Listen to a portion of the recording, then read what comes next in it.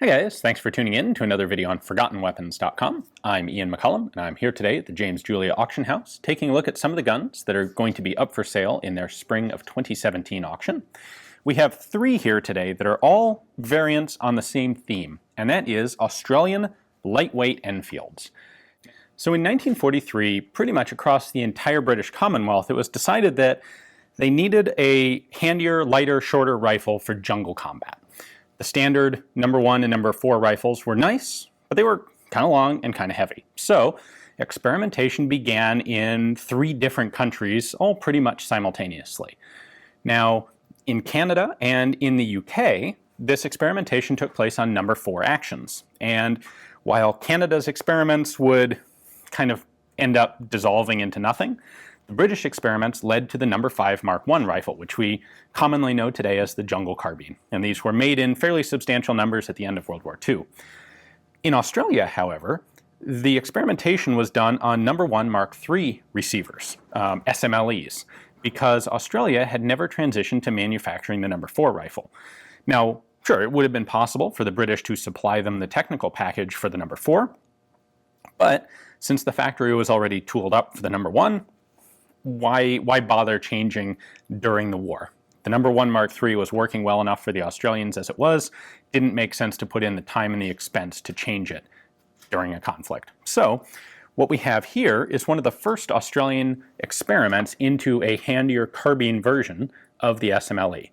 They took a standard rifle and they really only made 2 substantive changes to it. They cut the barrel down by about 5 inches, so it's a 20-inch barrel, 20.2 I believe, and then they replaced the rear tangent sight with a rear aperture sight, kind of a simplified 2-position aperture. And that was done because with the shorter barrel there was a shorter sight radius, and it was deemed to be too short of a sight radius with that tangent sight up on the barrel. Move the rear sight back to the charger bridge, and this also kind of duplicates the sighting system of the number 4 rifle, which was pretty good, so why not do that? Simultaneously, they also designed a new bayonet for it, a 10-inch bayonet instead of the previous standard 16-inch, again, making things a little shorter and lighter. Now, what this rifle did not do was make any serious attempt at lightening. So this rifle is 8 pounds 11 ounces, which is slightly lighter than a standard number 1 Mk3, and all of the lightening is due to 5 inches of barrel and stock being removed. That would turn out to be not really sufficient. The Australians would move on to these 2 rifles as a later and more successful experiment. This was the number 6 Mk1 rifle, and it was the same basic concept, but they took the lightening part of shortening and lightening more seriously. So these rifles have substantial lightening operations made to them. So the barrels have been cut lighter, the front sights have been made lighter, the receivers have been made lighter, the charger bridge has been made lighter. What this is, really, is a British number 5 rifle as if it had been built on the number 1 receiver. In total, they made just under 200 of these. They did 96 of this pattern and 98 of this pattern, and both of those production runs were split in half. 50% of them, so 48 or 49 rifles, were made with a brass butt plate, and the other half were made with a rubber butt plate. So in total, they had 4 different variations that they were going to test, and they had basically 50 of each. I think it was actually 48 or 49. But the difference here is this, the number 6 Mk1 rifle, has a rear aperture sight very much like a number 5 or a number 4. And this, which is the rifle number 6 Mk1/1, this has the tangent sight from the SMLE, the SMLE. And that's really the only difference. There are some changes to the handguard that are necessitated by the different rear sight. That's incidental. So the Australians went through manufacturing all of these rifles, and they were doing this during 1944 and into 1945, and ultimately they would finish having them all ready to work on in August of 1945. Of course, the other thing that happened in August of 1945 was the US dropped a couple atomic bombs on Japan and World War II ended. So the fighting in the South Pacific, as it applied to the Japanese, also ended. Now the British would be back in that area fighting, in Malaya for example, but as soon as the war ended, the urgency of developing a new carbine version for the South Pacific that urgency evaporated as well. And so this project ground to a pretty sudden halt. Now, before it did, there was actually an order placed for 40,000 of the No. 6 Mk1 rifles. They weren't going to be manufactured new. They were going to be made as conversions from existing SMLEs. But with the end of the war, that contract was kind of put on hold and ultimately never fulfilled. So this is just the shortened pattern of No. 1 Mk3. And this was actually the intermediate length of this rifle. There was also some consideration given to a rifle that would have been actually 2 inches shorter.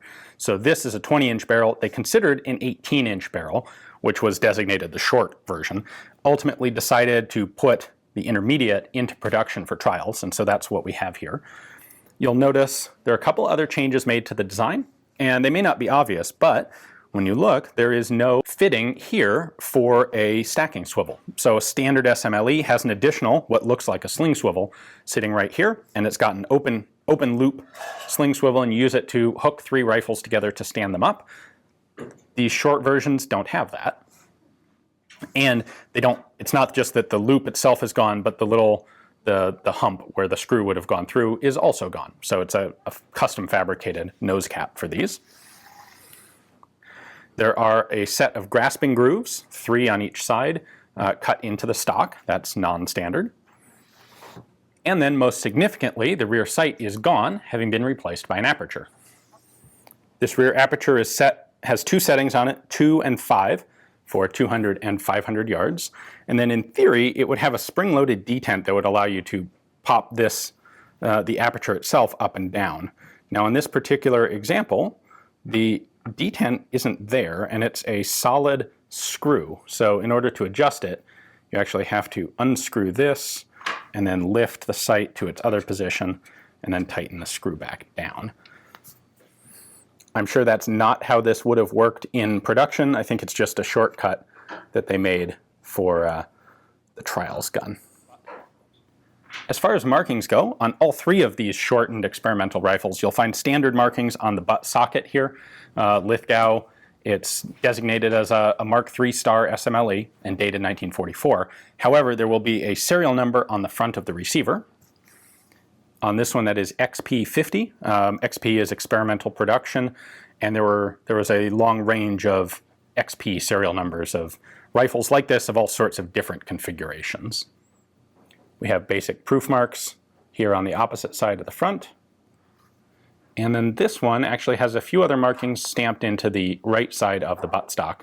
A Lithgow stamp, HV, I'm not entirely sure the significance of that, and 1944. Now looking at the 2 No. 6 rifles, we'll see some different changes have been made. Specifically, they've started to do things to actually lighten the gun beyond just cutting down the barrel and the stock. So things like, and these are mostly things you'll also see on the No. 5 British Jungle Carbines. The center of the bolt handle has been drilled out, although it's a little bit lighter. The trigger guard is actually just slightly narrower, so they shaved off just a little bit of material on the outside there. There are some internal lightning cuts to the receiver, to the sear, a couple other parts. So these sound like they're pretty insignificant weight reductions, but when you total them all up, they did take a fair amount of weight off the guns. So where that first prototype we just looked at was 8 pounds 11 ounces, these rifles come in at 7 pounds 7 or 8 ounces each. So about 1.25 pounds removed through little changes like this. Now looking at the front of the rifle, they've added a flash hider cone, very much like a No. 5, but it is not in fact identical to a No. 5 part. So if you run into one of these rifles, even if it looks pretty legit, if it's got a No. 5 flash hider on it, it's not an original Australian short rifle. Another interesting part of that is the bayonet lug is, again, very similar to a No. 5, but this bayonet lug is cut to fit a standard pattern of 1907 bayonet, which is what the British used on the SMLEs. The No. 5 rifle has its own unique bayonet with a slightly different shape of bayonet lug. Interesting to note here that the protective wings on the front sight are an independent piece that is fitted on, not cast as one unit with the rest of the front sight block. Now the front of the stock looks very much like a commercial sporter style. It's just rounded off like that. That is correct. You'll notice the brass reinforcing pins in there. A series of grasping grooves have been added to the upper and lower, well, the upper handguard and the stock. And then this, being the No. 6 Mk1, has a flip-up rear aperture sight, very much like that of a No. 4 or No. 5 rifle. It's graduated out to 800 yards, and it works just like any other Enfield sight of that type. You'll notice that it had to make some changes to the receiver here to mount this sight on. And the other rifle here, this is the No. 6 Mk1/1, has a standard SMLE receiver back here, and then it still has the tangent rear sight up on the barrel. Now the protective wings are a bit different.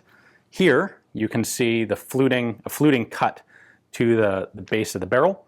That exists on both of these No. 6 rifles, but you can only see it on this one because the handguard is shorter to accommodate the rear sight. In all the other particulars, this is identical to that last rifle. It has the same sort of flash hider, bayonet lug, and front sight. Has the same contour to the stock and the same grasping grooves. Serial number wise, this 1/1 rifle is serial number XP8, so experimental production 8, and then it has some interesting marks on the stock. The serial number again, XP8, and then a date of 12/1944. So this was a very late one. This, I believe, had some modifications done to it.